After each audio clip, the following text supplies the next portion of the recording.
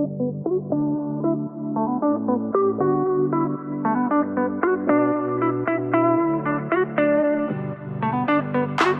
hello again everybody. This is a new departure for me. I'm going to be sitting in front of my PC in the comfort of my own home to do these next few videos. It's not going to be an extensive series. This isn't going to be part one of 35 different tutorials, but I feel that for the most part, the vast majority of keen photographers require to do maybe 6 to 12 different alterations to their images in order to vastly improve what was captured in camera at the time of pressing the shutter button.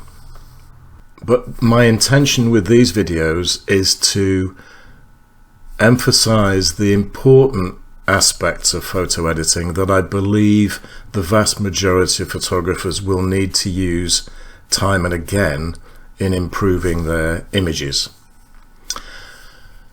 I'm going to be using a very so-so image, one that has some basics. You can see it on screen now, but is far from satisfactory to include in a folio or post on social media.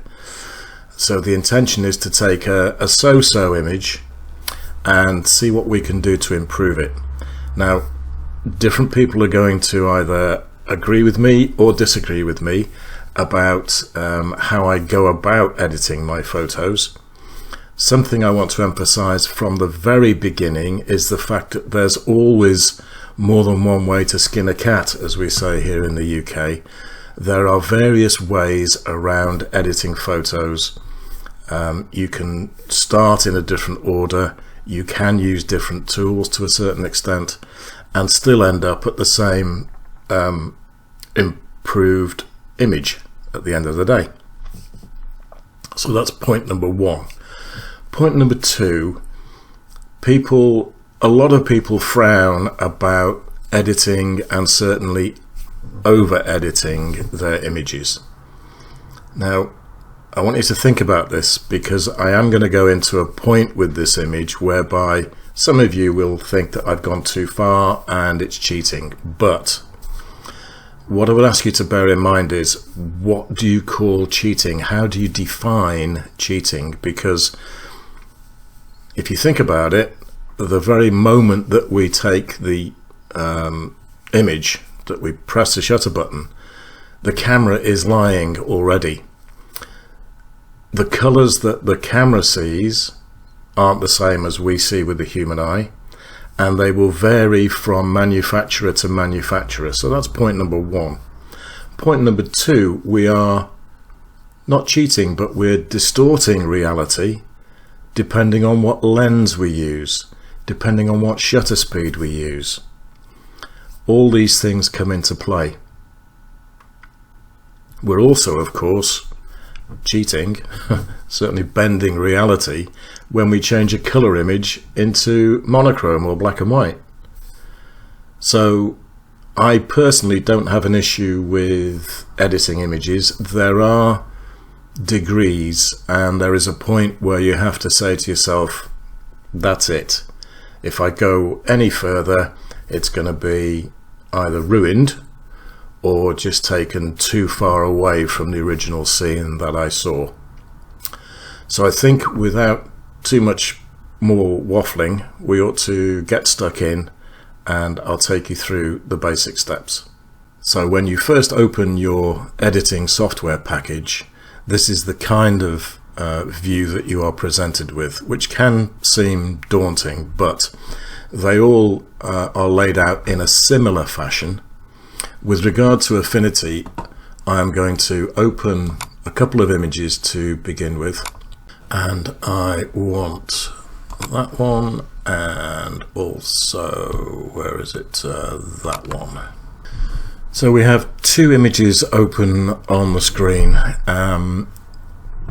By default, it will show you the raw file first of all, and this is what we're looking at here. The title bar tells me it's a RAW file. If I show you the JPEG and just click on the title bar here, you can instantly see two things. One, with regard to the image itself, it's much brighter, it's much less saturated than the RAW file. But also, take a look down the left hand side of the screen. The toolbar has a full array of tools. Also on the right hand side, just picture what is there. We have things like adjustments, layers, effects, and so on, and we have our histogram as well. I'll just click back to the RAW file and you'll see the difference. Now we have a substantially reduced line of tools in the bar on the left hand side, and also our adjustments on the right have changed completely. Still got the histogram, but now we have basic, lens, details, tones, and overlays. It's agreed, I think, that Affinity Photo has a relatively basic RAW editing engine or facility. It's plenty good enough for my requirements, so don't write it off on that point. The intention of these videos is to hopefully prove to you that the vast majority of photographers will need to learn maybe 6 or 12 tools and adjustments in order to vastly improve the image that was taken straight out of camera. I'm going to concentrate on the raw image to start off with. Now, if you're a JPEG shooter only and you don't want to get involved in raw photographs, then make a cup of tea for a few minutes. This won't take too long. And don't feel that just because you are shooting JPEGs only that you are in any way an inferior photographer. That's hogwash. Forget it. It's nearly as much hogwash as saying, I'm a fine art photographer. Dear me, don't get me started. Okay, so to begin with, what we quite often have to do, it's less of an issue in 2022 than it has ever been before, is adjusting the exposure, because 9 times out of 10 the cameras do an amazing job at getting the exposure right. So in this particular case with the RAW file, what do I want to change exposure wise? Well, it can do with a bit more punch. If I increase the exposure bar and also increase the black point, it's getting a little bit more punch. I always increase clarity. I don't overdo it, certainly no more than probably 10% in my case anyway. It's a very personal decision. Saturation, yeah, I like to give the colors a bit more punch, particularly in this case. We've got the strong blue of the sky and the golden yellow of the sand, so I'm going to increase both those. So I feel with this at the moment we are there or thereabouts with regard to the exposure and color saturation and clarity. What's the next most important thing that I want to do with this photograph? Well, I'll be the first to admit I was standing too far away and I had the wrong lens fitted to the camera. It was the only one I had with me at the time. So I need to home in on the important subject area, which of course is the boat in the middle distance. So I'm going to crop this now. We pick up the crop tool, and if you hover over any of these it will tell you what they do. Crop tool. The crop tool will allow you to change the aspect ratio if you so wish. I don't want to do that.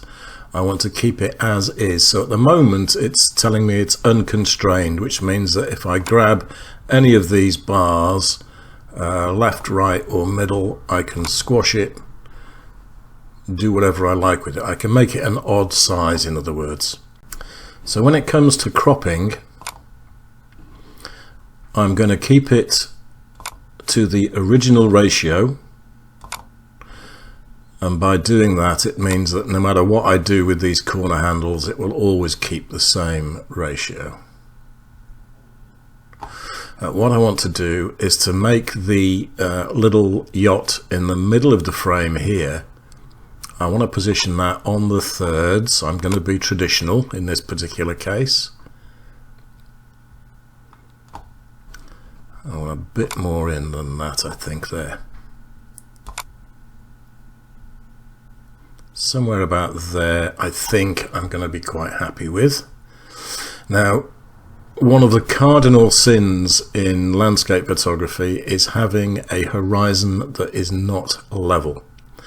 And all software packages give you the straighten option, and that will bring out a spirit level, if you like, and all you do is drag out a line, release, and it will automatically straighten up the horizon for me. Now when I'm happy with that, I'll just hit the enter button or apply, and we've got already a vastly improved image. So we now have, in my opinion, a much improved image already. And if I select the original JPEG, you can see we have a vast improvement already. And what have we adjusted? We have adjusted the exposure, we have adjusted the clarity, we've adjusted saturation and vibrance, we've cropped it, and we've leveled off the horizon. That is 6 alterations that we have made. I'm pretty happy with that as is. If I want to strengthen particular aspects of it, there are a couple of further steps that I can do without taking it too far at this stage of the tutorials. Because we're still using a RAW file, we can use one of these personas, as Affinity call them, up here. It's out on its own with regard to these. It's got liquefy persona, which allows you to distort the image in weird and wonderful ways. We have the develop persona, which is what we were in originally with this RAW file. We have the tone mapping persona, and we have an export persona. It does exactly what it says on the tin. It will allow us to export it as a TIFF file or whatever we desire, really. So we're going to reselect the develop persona. Notice when we do this that our adjustments on the right hand side have zeroed. So although we have already changed them, it has, because we've gone back into the develop persona, it's zeroed everything and cleared our history tab down here. However, I'm not worried about that. So I want to now select the overlays tab over here on the right hand side, and then from the toolbar on the left select the overlay gradient tool, because I want to give the sky a lot more definition. And you can see that the little icon has changed, but all we do is to put it where we want to start the gradient, click and hold the left mouse button and drag it down to where we want the gradient to finish. We can adjust the angle as well, but I want it to be more or less, in fact I do want it to be vertical. I want it to come down something like that. Now we go back to the basic tab. Okay, so we've selected our gradient, and all I want to do is to reduce the exposure for the sky. Make it really dark up there at the top. We can also, if we want to, increase the black point. Brightness we could reduce. It's this is all very subjective, but I just want to add some detail, some contrast to that sky. Make it look a little bit more threatening. And I can also boost saturation and vibrance as well. And this is only affecting the area between these 2 points on the gradient. Up here at the top, it's affecting to a greater percentage than down here at the bottom, where it's hardly doing anything. I'm happy with that. We'll go back and develop it.